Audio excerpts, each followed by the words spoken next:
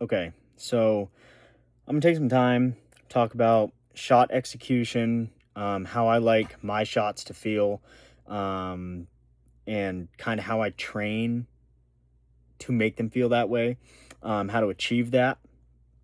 And I'll talk about some releases. I've got a thumb button, a couple hinges, and a small pile of index finger releases. And just to note, this is by no means a video of or about beating target panic. This is just creating a cleaner shot process, and I'm no expert, but I've come a long way in it. And but with that being said, what I'm talking about will help with curing target panic, fending it off, or at least holding it at bay. So I'll start with my thumb button here and jump right into things and talk about how I like my shots to feel. And basically, at full draw, I want it, when that shot breaks, I want it to feel like a surprise. You know, the pin is doing its thing, it's floating, maybe it's sitting rock solid, or maybe it's all over the place. I'm shooting after work and I'm tired. No matter what, I want that shot to break as a surprise. So to achieve that, full draw, I'm pulled against my back wall here.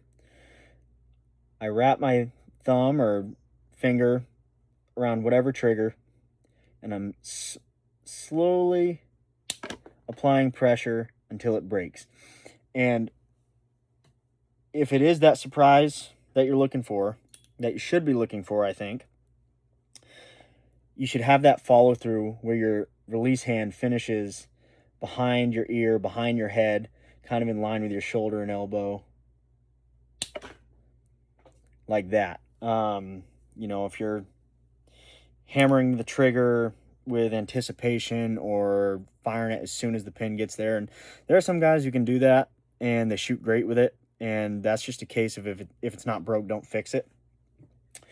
But for me, that does not work. It creates a ton of bad habits. So apply pressure until that shot breaks, eliminating any anticipation, anything like that. I've got this release set pretty light. So what I do frequently, whether I'm shooting a big bag target at the range or whether I'm shooting blind bale drills at like 2 to 3 yards, I'll add a bunch of tension to this release, tension adjustment, travel. So I'm going to go ahead and make this release heavier and then show you kind of what the goal is there. 1, 2, 3, 4. Okay, so I added 2 full turns to this release. So now it's going to be significantly heavier. And the goal, and I would recommend if you're doing this, trying this for like the first time, do it just blind bale. Work on that process, feel it out. Don't worry about aiming, missing, anything. So now I'm at full draw. I wrap my thumb, and there is a significant amount of pressure increase. And the goal is to train my mind to continuously, while pulled against that back wall, apply pressure to that trigger until it goes off. And by shooting a heavy trigger, or you could set travel in it. There's a travel adjustment too. Same goes for this index, but I'll get into that after. By setting a lot of tension or travel, you are training your mind and brain to get used to pushing until that shot breaks. So by repeating this over and over and over, just applying pressure to the trigger while pulling against the back wall, after doing a bunch of that, And, you know, if you are doing that, if you are trying to learn that, I'd recommend, you know, depending on the severity of your shooting. Is that 3 or 4? Let's go another. That's gonna be wicked hair. Yeah. But then, if you can train your mind to build pressure through the trigger and pull through it, creating that shot, when you go to a lighter trigger, which I prefer to shoot, I just don't shoot a heavy trigger very well. It's all training purpose for me. You're at full draw and you wrap. You can just apply a little bit of pressure to make it go off. So that's just all a training method. I know a lot of guys, or I hear a lot, that if you're especially trying to train yourself out of target panic, a trigger release may not be the way to go. I kind of think otherwise. A thumb release, or with those adjustments, tension and travel, a good one, can go a very long way for shot execution. I do have a couple hinges here, which I use here and there, not a ton, but I do use them. These are kind of the ones that people would say are go-tos for getting over target panic, and there's good reason for that, because there is no trigger on it. In PSA, if you've never shot a hinge, it goes off with rotation, so even if there's slack in the line, by rotating it, that will release. But if I were to hold it like that, that thing will never go off. So when you're drawing it, just don't apply too much pressure there. You'll wrap your nose around your face, or bloody your lip, and I can say from experience that's not fun. But I do use these for the same idea, and that's applying pressure until the shot goes off. So this hinge I have set pretty cold, so just meaning I have a lot of movement to it before it goes off. So I'll anchor, and obviously I'm pulling, building tension until it goes off.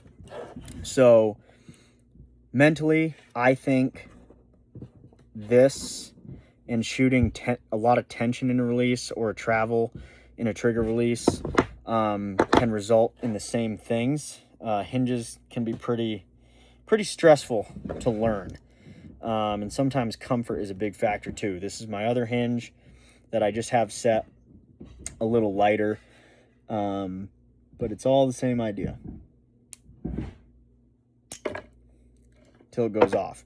And I don't have a big problem the last couple years bumping back and forth between really any of these. Obviously my bow shoots a little bit different because of anchor points, but the actual just shooting process, I don't have a ton of trouble going back and forth. This is my Scott S2. This is my hunting release. This is a 2-seer release, cocking mechanism, and it's also got tension adjustment and travel adjustment, and I do the same thing with this when I'm practicing with it a bunch. And that's, I'm not going to mess with the tension here just because I don't want to. I think we understand where I'm going with this conversation. But it's the same idea with this. You know, you're at full draw, you wrap, and you just build pressure until that shot goes off. So I think it's a pretty universal process with the tension and travel adjustments. Those are the things that I look for. But if you do not have those adjustments and you don't want to spend a couple $100 on a single release, you don't have to. It's maybe a little bit more difficult, but these ones do not have the adjustments that those have. But at the end of the day, it is the same thing. Even without those adjustments, if you spend the time practicing with it, you know, you can achieve those same results because it's the same thing. Full draw, apply pressure until that shot goes off. This is the cheapest one. It's the same thing. So I would probably recommend with that just a bunch of blind bailing, work on the execution. And if it were up to me, I would say upgrade a release before you upgrade a new bow. Shot execution and having a clean shot is, I think, everything in archery. And if you're upgrading to a new bow, but at the end of the day, maybe your shot process is the problem, you're not going to see a ton of results. When if you can shoot well, if you can just flat out shoot well, you can pick up any bow in group with it. So I think that is everything that I wanted to cover. I apologize if it was a little long-winded. I'm sorry. It's just a video of me talking. But those are the things I kind of wanted to go over. You know, we're in the middle of summer. Hunting season is coming all across the country. So these are the things that I try to work on. I think now is a great time to start doing it. A bunch of daylight, a bunch of good weather, hopefully. And if you watched, thank you, and God bless.